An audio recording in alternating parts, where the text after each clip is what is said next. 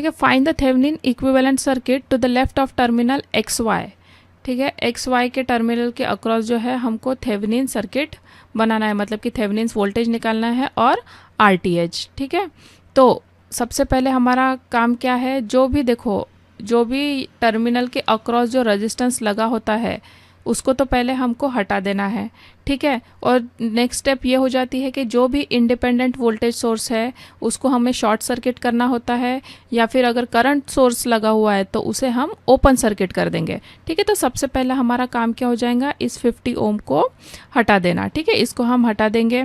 Next हमें जो voltage निकालना है किसके अक्रॉस, टर्मिनल एक्स और वाई के अक्रॉस, मतलब कि एक्स वाई के अक्रॉस कौन सा वोल्टेज होगा, जो इसके अक्रॉस वोल्टेज होगा, जो इस 120 ओम के अक्रॉस वोल्टेज होगा उतना ही वोल्टेज जो है इस एक्स वाई टर्मिनल के अक्रॉस होगा।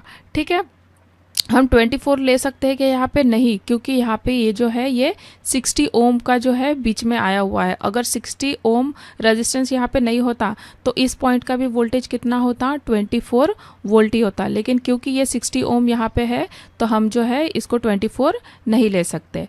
ठीक है, तो सबसे पहले हम थेवेनिन इक्विवेलेंट वोल्टेज ही निकालेंगे।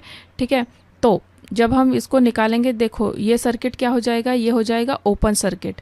ठीक है, तो मतलब कि इस 100 ओम से कोई भी करंट फ्लो नहीं होगा, क्योंकि ये ओपन लूप है। ठीक है, यहाँ से कोई भी करंट फ्लो नहीं होगा, इसलिए जो 100 ओम है इसको हम कर देंगे क्या, इग्नोर।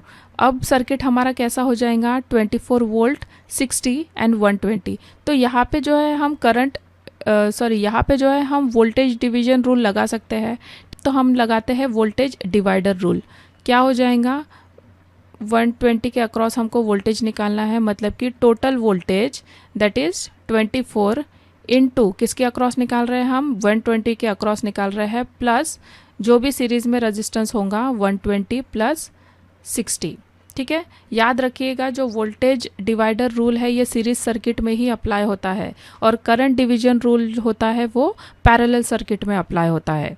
ठीक है, तो ये आ गया 24 इंटू 120 डिवाइड बाय 180, 0 0 कैंसिल, 12 2 9 18, 3 दूनी 6, 3 3 जा 9, 3 8 है 24, 8 एकम 8 और ये 16। तो ये आ गया हमारा 16 volt, that is voltage across 120 ओम, और यही हमारा क्या रहेगा, यही हमारा रहेगा थेवेनिन इक्विवेलेंट वोल्टेज। ठीक है, अब जो है हम आरटीएच निकालेंगे। ठीक है, तो आरटीएच के लिए हमको पहले क्या करना पड़ेगा, जो भी वोल्टेज सोर्स है उसको हम क्या कर देंगे, शॉर्ट कर देंगे। ठीक है, और जब सर्किट को हम इस तरफ से देखते हैं, इस लोड रेजिस्टेंस को भी हमको हटाना है।